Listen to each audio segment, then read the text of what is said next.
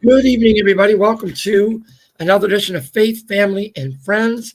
Waiting in the wings are a couple friends of mine, and we're going to dial into them all the way from Michigan to Maine.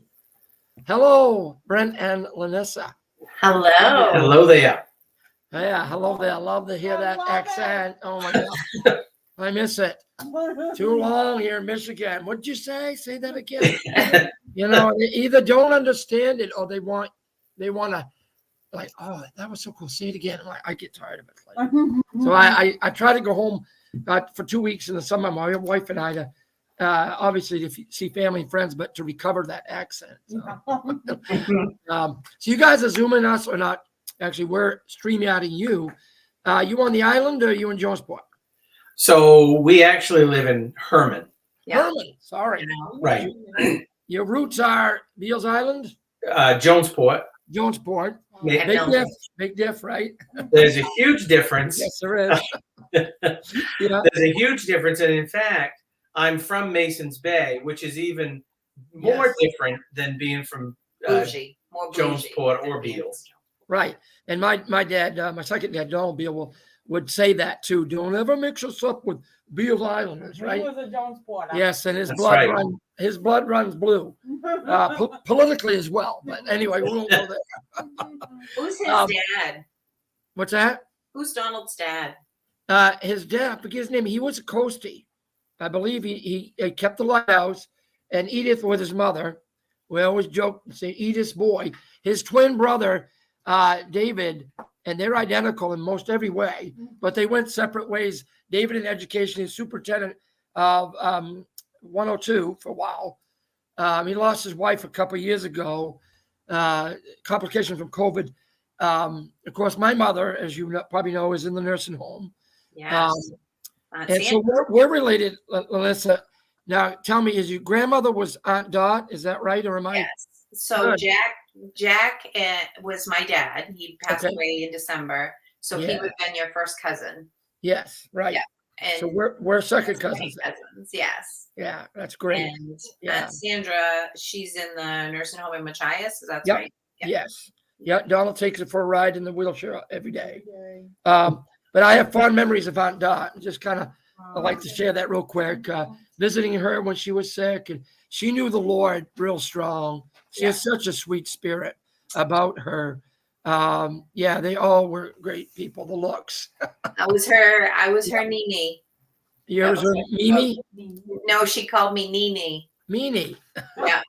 Okay. She watched me so my mother, Lorna, could graduate high school. Oh, really? Yeah. Well, that's sweet. Wow, I Yeah. love it. So, Brent, you are a Beal through and through, I am. Jonesport. Yeah. That lineage goes all the way back to the main big guy, right? That had all those kids. It goes back to Tall Barney Beal. Tall Barney Beal. Wow. And it actually goes back even further than that. Okay. We've traced it back to the early 1600s. The Beal family at that time had an E on the end of it, so Beale.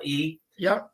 And they first landed in the Yarmouth region, Okay. down Yarmouth and So the You main. can lose the ass. He's Oh hungry. yeah. Please do. Please do. Don't let me. and so originally they started in Yarmouth, and then migrated up the coast and ended up in what was then Jonesboro. Okay. Yeah, a lot of the looks came from there actually originally. Yeah. Yep. So and so in 1832, the village of Jonesport got kind of mad because at being part of Jonesboro, it took them a day and a half sometimes to get to Jonesboro proper to have the town meeting, and Oh, so really? they got mad and said, we want our own town. We Yeah. want to be incorporated. So in 1832, Jonesport broke off and became incorporated as a town. And so did Beals Island follow thereafter? So Beals Island, so it was always Beals Island was always part of Jonesport until 1925. Oh, that's quite late. Yeah. When Beals Island became their own town. Uh-huh. So, Wow. Well, I have fond memories of going to Great Watts and visiting Pastor Franklin Libby, good friend of mine. yeah. His new wife is still living. She's in the nursing home near my mother. I connected the two of them last year, and her mind, because she can hear but can't, she can understand but can't hear. So she has a little tablet you write on, and I was able to share with her. There's Mom, because they were very close. Mom and Dad, my biological dad, drove the seafood truck for Franklin and Eleanor for a few years. Mm-hmm. And of course, he was our pastor for a number of years. And so a lot of fond memories going over to Great Watts Island. And of course, we have some other friends there too. So I want to let our audience to know it's not just our old home night tonight, but if it is, it's okay. Because I have had people say to us, well, wish you did more interviews with people we knew. Franklin Johnson, if you're listening, I get it. But we do try to do a kind of a, I don't know, what would you say, Amy, a potpourri of different people. So it's always good. It warms my heart to be able to connect to back home and down East Maine. And so it's great to have you. I was following your vacations. You guys go all over the place. My God. We had fun. We don't do it very often, but we had a good time. So this year was our 20th anniversary. Okay. And congratulations. We thank you. We try to go and explore different areas of the country whenever we can. Okay. When we're able, we're very blessed to be able to do that. Uh-huh. And this year we were going to go back to Hawaii. We've been there a couple of times. We went there on a honeymoon. We went there on our 10th anniversary. And I hate to say that it was. It's gonna sound very pompous. It's going to sound very pompous, but we were like, we've been there and done that. No, it doesn't. You're down. So, you're not pompous. And so my dad. So my dad was in the Korean War. Mm-hmm. In between 1953 and 1955. He was stationed in Japan. Yeah. And they always had there was always a picture. And the picture was of him standing in front of Mount Rainier in Washington State in his uniform. And he didn't really talk about his time in the Army, other than he loved it in Japan. Right. Very, very similar to many of the guys and girls that have fought for our country. They don't talk about that a lot because it's just something you did. It is, and some of it was difficult. And so anyway, we had that picture of him, and around this time last year, we were trying to figure out what we wanted to do for our anniversary, and I said I've always had a drawing to go to the Pacific Northwest. I love that area. You've seen it in movies, you've seen it in pictures, and I wanted to go there and see. I wanted to get out of the damp. I was picturing it to be damp and dreary and rainy, and I'm like, well, we live there. I don't need to. I'm gonna have to travel across the country to get that. Yeah. So one of the things that I said would be cool, I'd be like, hey, I always have this picture of my dad standing in front of Mount Rainier in Washington. He was on leave from the Army. They had come into Seattle for some reason, and he and a couple of buddies, I think there was a picture of three of them, and he's standing in front of this mountain. And I said, wouldn't it be cool to recreate this picture? None of my family had ever been back out to Washington State. We didn't have any reason to be out there. Right. So that's what we decided we were going to do on our vacation. It was one of the things that we purposed to do. And so this August, the very first thing we did when we landed in Seattle, the next day is we drove up to Mount Rainier, and it was spectacular. It occurred to us on the ride up there, though, there's only one way to the visitor center. And I said, because I'm a historian, I'm a pretty sentimental historian. That's good. So I had said that we're traveling the same road, Right, the road the hasn't exact changed. same road that your dad, like, That's so cool. and the picture, one of the pictures that we had taken and shared in that post was a picture of a blue metal roof. Uh-huh. And that was always a big laughing point because my father-in-law had a blue metal roof installed on his house in Jonesport, and it was the ugliest thing that you can imagine. It was like Play-Doh blue. I mean, it was light colored, just ugly. And we went past this building, and I was like, oh my word, Brent, you've got to turn around. I've got to have a picture of that building. I'm like, what if that was the inspiration for your dad? Yeah. Right. Right. And it clicked with him years later. Oh, I'll put a light blood. Oh my word. And then the trees. So one of yes, I'm trying to find the picture to share with everybody. Yeah, sure. One of the things that we noticed as we were driving up the mountain, okay, was my wife kept saying, "Look at these trees. They're beautiful. We're at the top of these trees." And I didn't know we were at the top. And I said, "Well, these are just the tops of the trees. There's 400 feet below us that they're growing, these huge trees." She said, "What kind of trees are they?"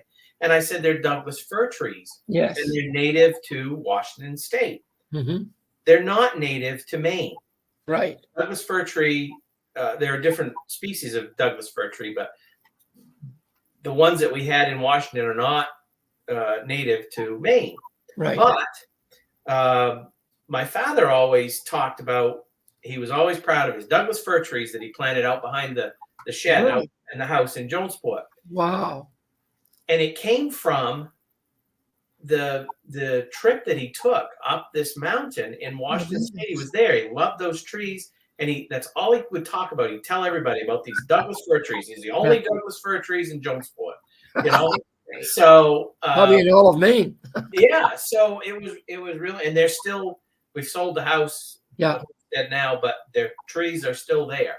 Growing good. Wow. You go down by, they're there. But so it was just really cool that we were on this same road that he traveled 70 years ago. Wow.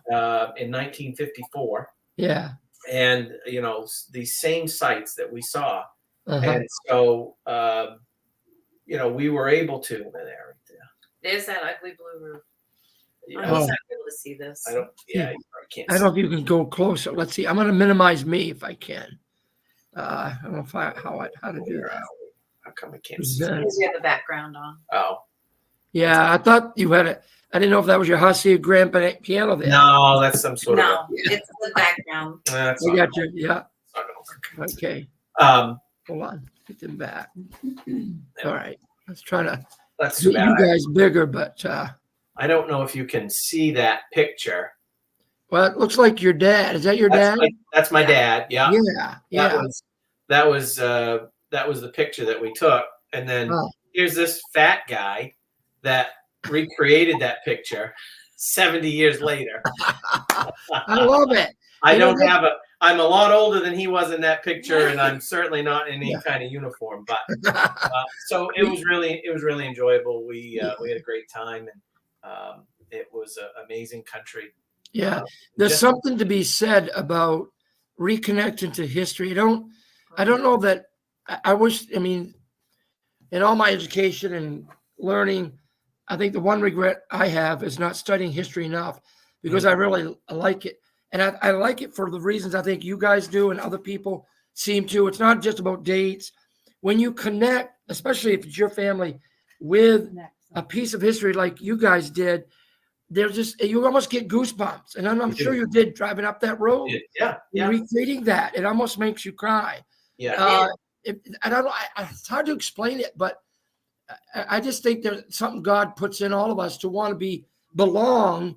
And then when we can find that root way back, it just resonates. I mean, there's a reason why. And when I share my stories about my mother for a while, it was called Conversations with Mother. I But love people.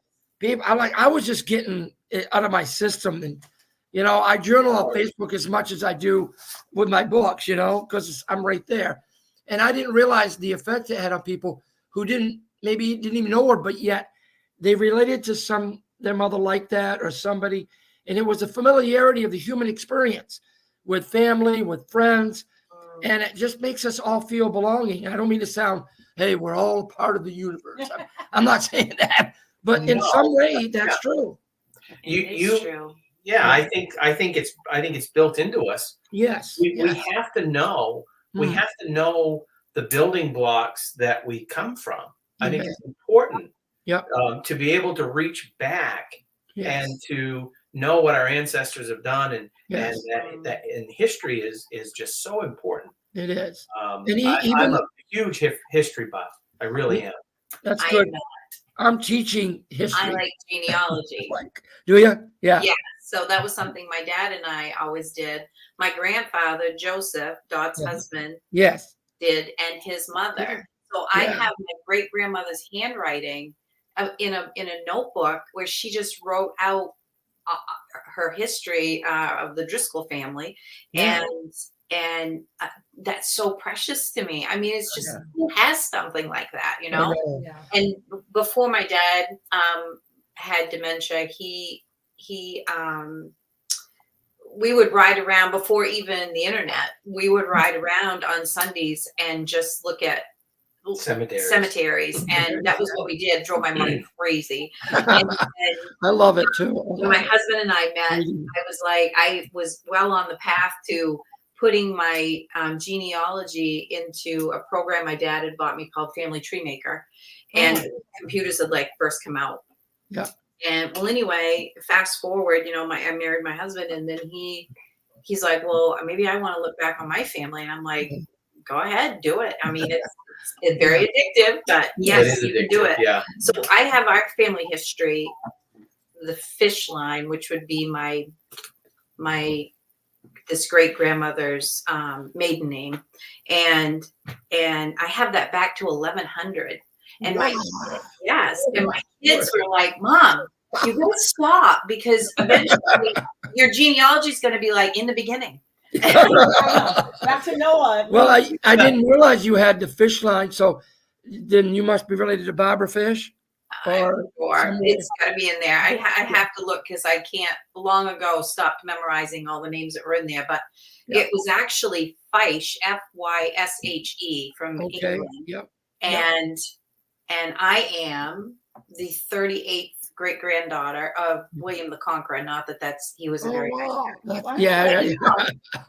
It's a piece of information. Yeah. He likes to drop that quite a lot. We all have our skeletons. Yes. Right. So it's so precious to hear this. I know on the look side, our name in Scotland was Luke, I believe. Yes. Then it was Look, and then they dropped the E when they came here. Much as you said, Beale was like that. Yeah. So there's a lot to that. And I guess what made me think about in watching your trip there to Washington, not only that my sister-in-law lives in Seattle, but I had learned that the Prestons, my grandmother was a Preston, way down the road, and Stephen could confirm this, Stephen Preston, my cousin, that there were some Prestons who left down East Maine and went to Washington as lumberers. Oh, I bet. Yeah. I bet. So I guess that was where I started getting confused, because we have so many guests. And so I had thought more about your story but this is beautiful talking about it. Yeah. I mean, it's kind of like, I'll send you your yeah. line.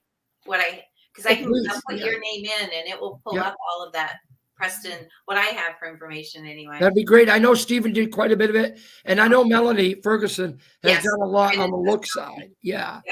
And I have her book, and I actually Daddy bought me a copy of the book. He bought himself a copy of the book.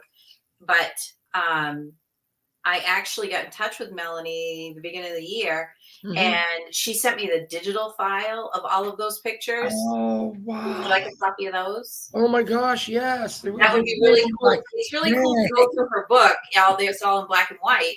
But then yeah. you open it up and she's got all of these color pictures. And I was like, Ooh. oh my word, Melanie, what a job that must have been It for you. was. I remember when she was doing it. Yeah. Mhm.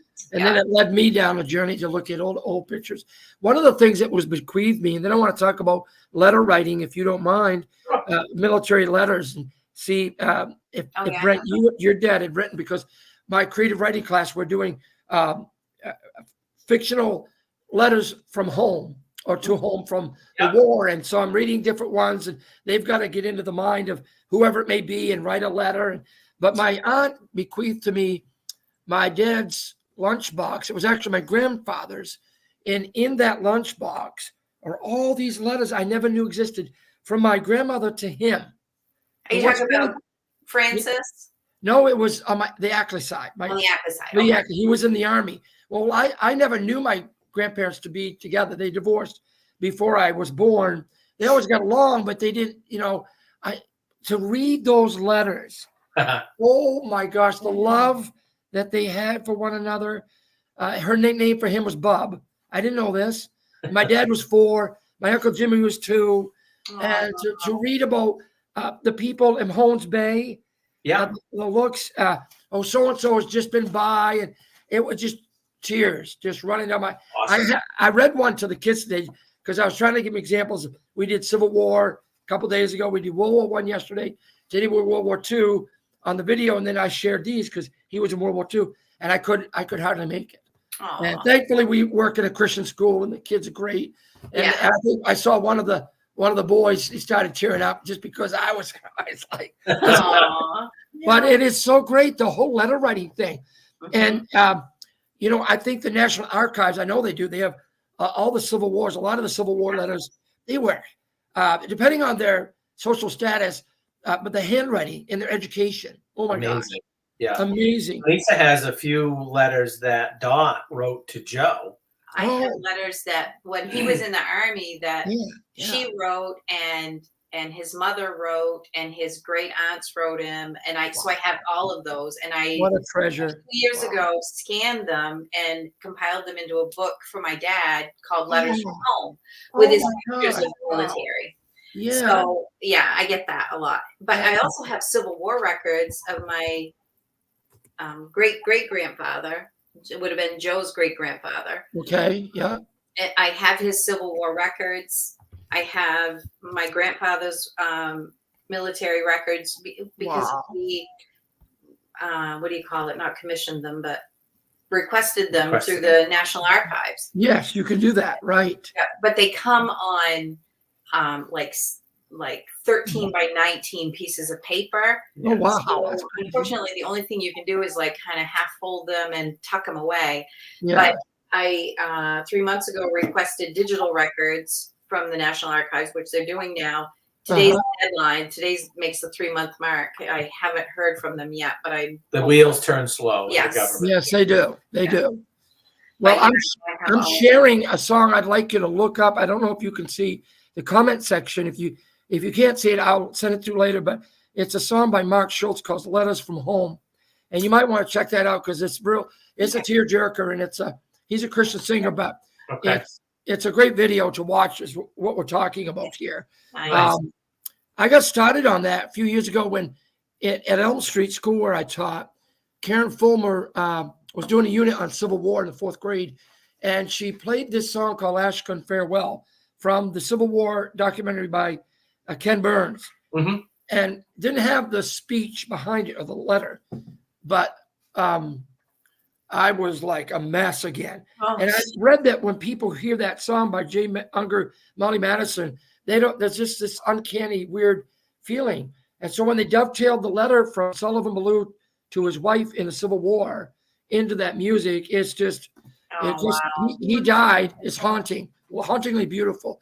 He died, but the love that he had for his wife, you've got to check that out at some point. Sullivan Ballou, and they play the letter behind it. Some of the better videos have obviously Matthew Brady's photography of that terrible conflict in our country, but Yeah. But I mean, that started, I think, World War I. There were a lot of letters going back and forth.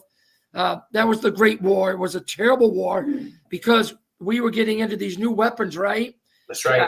Chemicals and larger guns and tanks. Biological weapons. Yeah. Yeah. Yeah. And the boys that fought in those trenches, what they had to put up with. Wow. No wonder they don't want to talk about it. No, Yeah. exactly. My grandfather never did, but one day he came up on his orange moped and got off that moped and we started trying, you know, if you knew Lee, I don't know if you knew my grandfather, Lanessa, my father's Lee, but he's just an old codger and everybody calls him Droop, you know, and they used to throw bait for his supper out of the bait truck going by. I mean, he hit money in walls. He had checks he never cashed. I could say because I loved him, you know. Yeah, right. And he knew that, but he started talking about the conflict and how he was in France. And because I was always kind of afraid to tell him, ask, because I didn't know, you know, like you said. But Right. How was your dad with talking about the Korean War? He didn't talk about the war much. Obviously, he was stationed in Japan. Yeah. And he was in communication. Yeah. So he was working with Telegraph. yeah. Oh yeah, right. And Stuff like that. Matter of fact, Probably he sent would a lot of always tell the messages. story. He's like, we had the first microwaves. We were using the first microwaves back Yes. then. yeah, Um, wow, so I think he did his service. He didn't talk too much about it. He certainly didn't see any conflict. yeah, But I think that kind of instilled in me how important it is Follow through. for our veterans. yes, And sure. Yeah. and we are certainly a huge Military family. We support whatever we can. Good. Our son was in the Navy for 12 years. Wow, great. And he did a tour over in Iraq. Yep. He just, And our oldest granddaughters, his daughters, both of his daughters, her Boy. hopefully soon to be fiance, is in the National Guard. He's going to make a career out of it. Oh, great. And Lanisa's brother was in the Army. So My we've grandfather. got a whole wall downstairs dedicated to our veterans and our family and our heritage, because it's just so important. And I'm always, whenever we have company, I always take them down and show them that. I have That's great. Wow. the flag that the Legion that they did when my dad died. They folded the flag and presented it to my mom, and And then Yeah. grandfather. and then Joe. the one from her grandfather. We have both of those on display. That's great. Wow. It's important that kids these days, Yes. and not just kids either. No. A lot of the adults. population don't appreciate Yeah. what we have and what we say Mhm. is freedom, and Yes. and The why reasons we we have and why we have that freedom, Yes. and Yeah. how fragile that freedom is. Yeah. It is. And I'm just proud that I have that heritage. I can reach back and, Yes. and have that foundation. And pass it forward. I mean, Pass it forward, yeah. it's kind of like the genealogy. I mean, it makes us who we are. I mean, we like the song "Proud to Be an American." Right. We- And and you can't be ashamed. You No. can't be ashamed of No. of where you've come from. Right. You can't change the past. The No, only thing you you can change is the future. Yes. You And know, we can learn from the past. Nobody's, patriotism doesn't mean, and appreciating our veterans doesn't mean that you broad brush any of the things that happened that weren't good. No. It just means that despite that, I mean, think about those who were in the Vietnam War. They That's got right. mistreated so badly. Horrible. And thankfully, we finally recognized them a few years ago. Right. And had the memorial. But I just think no matter what the conflict was, they went, they fought, they did. gave it all. Some returned, some did not. Mm. And when people are afraid to fight for what's right, and it's not a conflict with guns and so forth, and they back away, I tell them, you need to remember our veterans. And I'm sure you had some. So Yeah. don't give up the battle. Don't back down. If you see a freedom of speech or freedom of this or that that's being impinged upon, by a state or federal government, we need to stand up for that, whether it's the Right. right to bear arms or Any the right. religion, freedom Yeah. of speech. And I think they're being eroded. But I like to make that comparison because these people that we love dearly and we miss, who are in the grave now, fought for us to have those freedoms. And we need to fight this battle, whether it's taking it all the way to the Supreme Court, like some friends that I have. We just had on Coach Kennedy, and, you know, he got fired for praying on the football field. Yeah. And he took his fight all the way. And people say, well, politics and religion should mix. I don't know that that's always true. I mean, if you want to fight what's right, that's what matters. And he won that battle after Right. 7 years of Wow. getting rejected, seven years or 9 times. And then he won the lawsuit. So I just think we need to be stronger about that and appreciate our families who are veterans in that. Yeah. Glad to see you guys have done that. Wow. Yeah. Cool. Yeah. So here's a complete 180 on our trip. Yes. Getting back to the trip. Back to the trip, but Yes. so my wife always says, no matter where I go, I can be in an airport, I can be anywhere. She's like, you will find anybody. You Talk to can me. just be walking along and you know Yeah. somebody, right? Or you find somebody that you're related to. It's true. It's true. So we went, as you know, we did 5 days in the Pacific Northwest. And then in the middle of August, the hottest time of the year, we decided we were going to go to Charleston, South Carolina for Mhm. 5 days on the beach. Because we've never been. Right. Yeah. Because, you know, we're from Maine. Yeah. and we're kind of stupid. And Well, we But did so- take all 10, well, not all 10, we didn't have 10 Yeah. then, but we took But- all of our granddaughters to Disney World on the 4th of July Right. one year. so That's great. so we're in South Carolina and we're looking for things to do because it is just unbearably hot and Mhm. humid. Humid. But, It was- yeah. And so we had an evening planned in Charleston proper, and I'm looking of things to do, and I happened to find the rainbow houses. the row of rainbow houses or something. It's on the not Canal Street. It's on one of the water streets there in Charleston, and one of the houses, come to find out, was built by a guy with a last name Beale. Huh. Beale. Okay. And Wow. Bougie. So and he was from Marblehead, Massachusetts originally, Mhm. and he ended up, he was a ship captain, which many of my relatives were in the past, the Beals. And I also have Kelly on my grandmother's side. Yeah. So a lot of ship captains, a lot of maritime people. And so anyway, this guy ended up in Charleston, South Carolina. He was very important in the trade down there, and it was just cool that we could connect. Yeah, for sure. Brought back as much information as I could, and then this winter, when I dig into my genealogy a little bit, I'm going to make that read. See if I can connect. Yeah. So, it was just really cool. But my wife, she just shook her head. She's like, it never fails. You never would know if you had to mention it. Some of us have got to start speaking. Yeah. So it was really fun to do that. My favorite thing on the trip, and this I know will touch your heart, Ralph, because I know you love music as much as I do. Yes. So my favorite thing on the trip was my husband had planned for us to. So the first movie that I ever saw in the movie theater was Coal Miner's Daughter with my dad. Yeah. Loretta Lynn. Loretta Lynn. sorry. Yep. And he, is it an appropriate movie to take 3 little kids to? Probably not, but we didn't know that then. I mean, Yeah. we were just like, wow, this is a movie theater. This is really cool. And we ate some popcorn and I listened to a couple songs and I was just infatuated with her voice. Yeah. Or Sissy's face, I could Yes. it was. You did a good job with that. So anyway, I knew from the movie that Mooney went out to the Pacific Northwest. Oh. And Loretta Lynn, yeah. yes, her husband, and then he sent for her once he got work.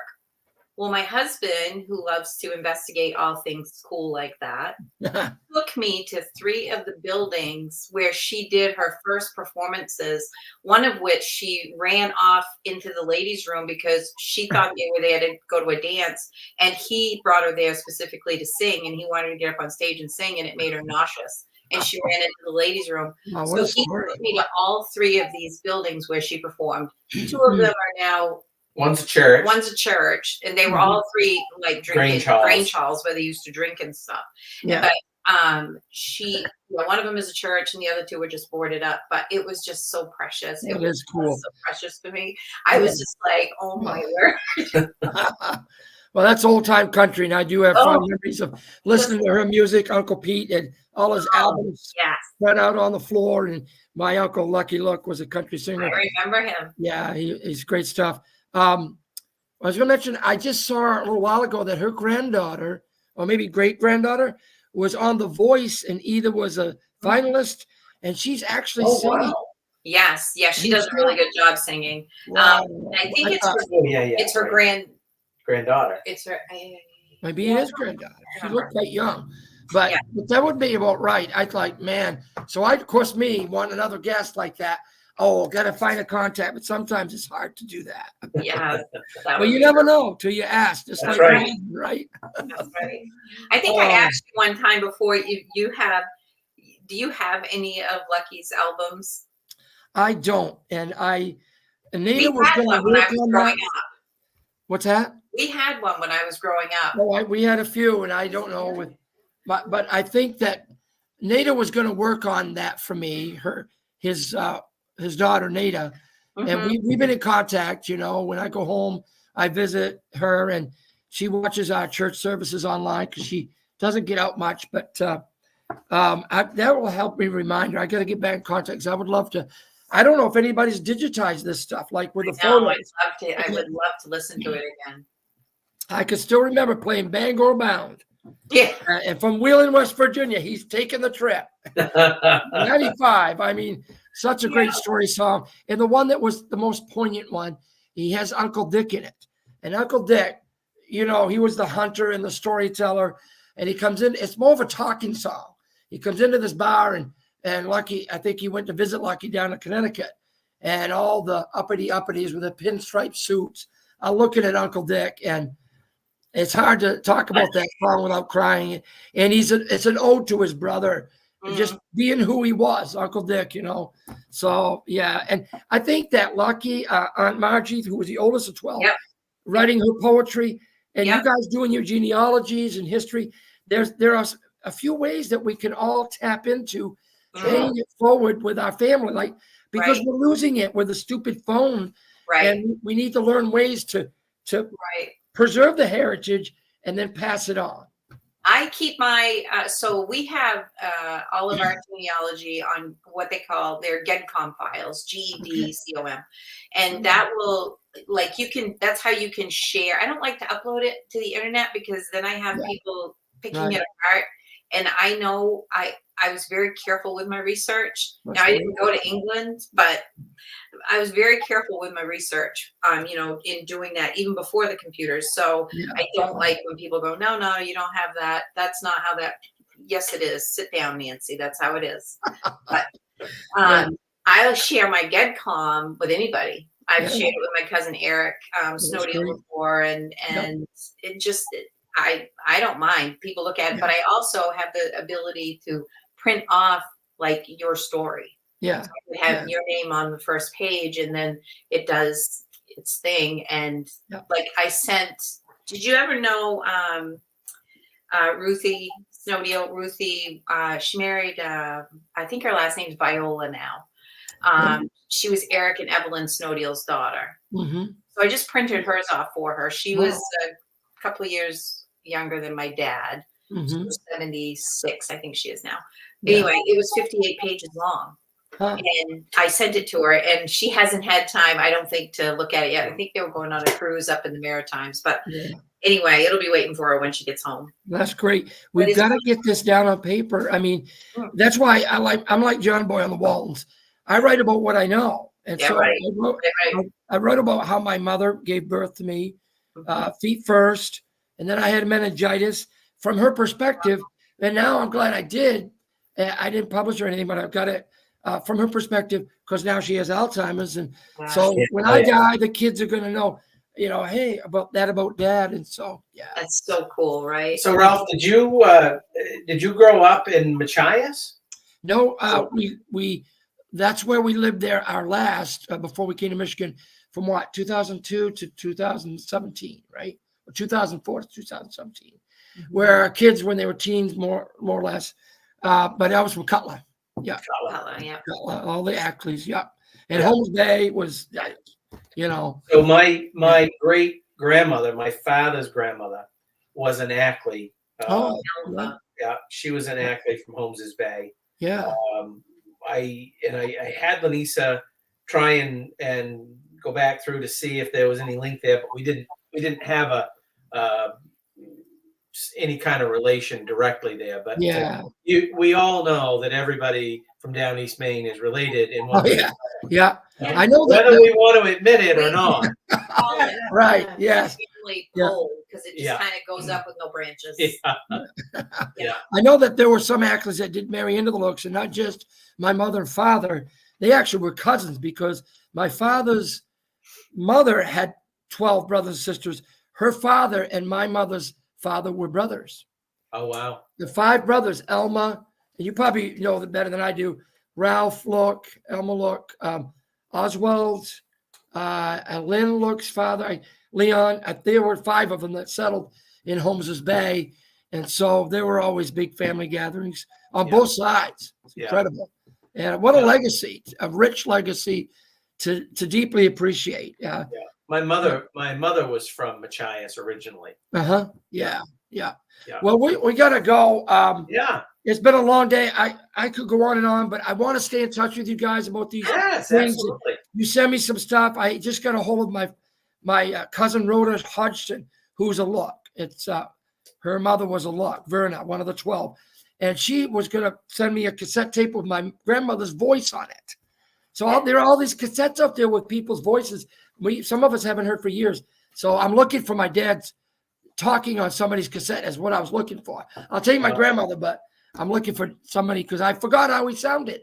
And Your grandmother Ackley or your grandmother? Yeah, Mildred. Yeah. Yeah. So I know you got to go, but I noticed that you've got your Boston Celtics hat on. Yeah. And I'm very proud of that. And this doesn't go too far from wherever I am.